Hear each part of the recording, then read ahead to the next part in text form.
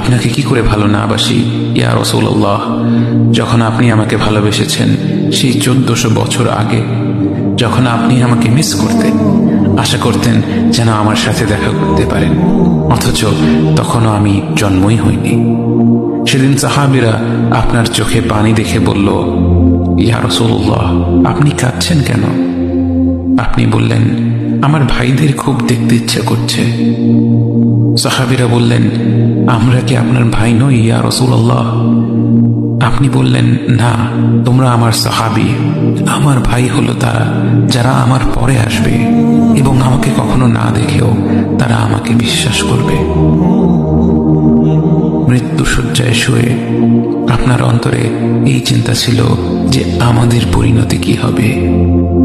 উম্মতি উম্মতি বলতে বলতে আপনি আপনার রবের নিকট ফিরে গিয়েছেন।